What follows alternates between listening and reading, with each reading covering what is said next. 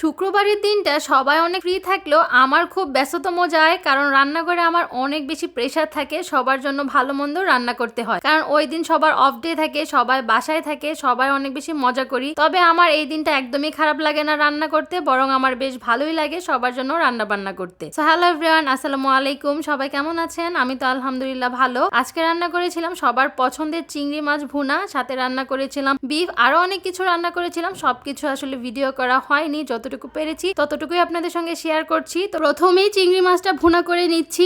আমার জামাইয়ের আবার চিংড়ি মাছের ভুনা হলে আর কিছুই লাগে না, সে এত বেশি পছন্দ করে। আমারও খুব ভালো লাগে, কিন্তু ওর মতো এত বেশি পছন্দ করি না আমি। যাই হোক, প্রথমে সবকিছু মশলা দিয়ে ভালো করে মশলাটা কষিয়ে নিচ্ছি। খুব সুন্দর করে কষানো হয়ে গেলে এখানে একটু পানি দিয়ে নিচ্ছি, দিয়ে আর একটু কষিয়ে নিচ্ছি। এখানে আমি 2টা টমেটো ব্যবহার করেছি। টমেটো দিলে খেতে একটু বেশ ভালোই লাগে। তারপরে চিংড়ি মাছগুলো আগে থেকে ধুয়ে পরিষ্কার করে নিয়েছিলাম, সেগুলো দিয়ে ভালো করে কষিয়ে নিচ্ছি। শুক্রবারের দিনটা আমার ভালো মন্দ রান্না করতে এমনিতেও বেশ ভালো লাগে। সবাইকে ভালো কিছু রান্না করে খাওয়াতে পারলে আরো বেশি ভালো লাগে, কারণ রান্না করতে আমার এমনিতেও অনেক বেশি ভালো লাগে, আর রান্না করে খাওয়াতেও বেশ ভালোই লাগে আমার কাছে। শুক্রবারের দিনটা অনেক আনন্দময় লাগে, আর শুক্রবারের দিনটা সকল মুসলিমদের কাছে একটা ঈদ ফিল হয়। আমার তো খুবই ভালো লাগে, কারণ সবার ঘরে ঘরে ভালো মন্দ রান্না করা হয়। মোটামুটি সবাই বাসায় থাকে, সবাই অনেকের বেলা আমরা সবাই ঘুরতে বের হয়ে যাই, এটাও খুব ভালো লাগে। তো চিংড়ি মাছটা ভালো করে কষানো হয়ে গেলে এখানে আমি পানি দিয়ে রান্না করতে রেখে দিলাম। এই পাশে চলে আসলাম বিফটা রান্না করার জন্য। প্রথমে একটা হাঁড়ি বসিয়ে দিলাম, পরিমাণ মতো তেল দিলাম, সব ধরনের গোটা মশলা দিলাম,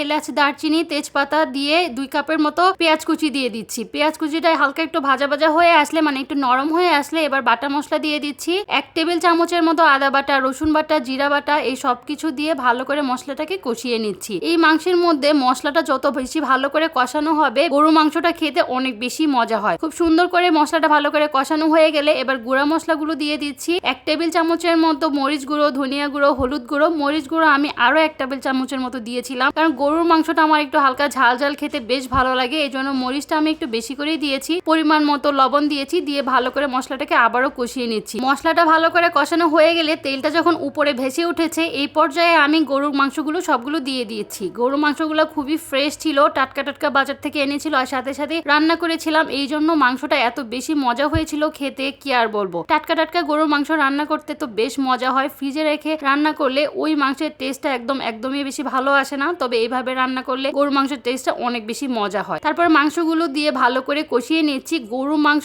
যত বেশি হালকা আছে রান্না করা যায়, তত বেশি মাংসটা সফট হয় এবং খুবই মজা হয় খেতে। আমি আস্তে আস্তে করে অনেকক্ষণ, প্রায় 1.5 ঘন্টার মতো আমি শুধু কষিয়েছিলাম। সুন্দর করে কষানো হয়ে গেলে দেখবেন আমার মাংসের কালারটা কত সুন্দর হয়ে আসছে, কালারটা এত সুন্দর লাগতেছে, তখনই বোঝা যাবে খুব ভালো করে কষানো হয়ে গিয়েছে। তখন আমি ছোট ছোট আলুগুলো দিয়ে দিচ্ছি। এখানে আলু দিয়ে খেতে আমার গরুর মাংস খুব ভালো লাগে। অনেকে শুধু এমনিই রান্না করে, আমি একটা হলো আলু ব্যবহার করি গরুর মাংসের মধ্যে, কারণ গরুর মাংসের আলুটা আমার অনেক বেশি মজা লাগে। তো আলুটা দিয়েও আরো আমি কিছুক্ষণ কষিয়েছিলাম। খুব ভালো করে কষানো হয়ে গেলে এখানে ঝোলের জন্য আমি পানি দিয়ে দিচ্ছি। ঝোলের জন্য পানি দিয়ে ভালো করে নাড়িয়ে চাড়িয়ে নিয়েছি। এবার ঢাকনা দিয়ে ঢেকে রান্না করলেই হয়ে যাবে গরুর মাংস রান্না। রান্নাটা খুবই সহজ, আমার কাছে মাছের থেকেও মাংস রান্না করতে খুবই সহজ মনে হয়।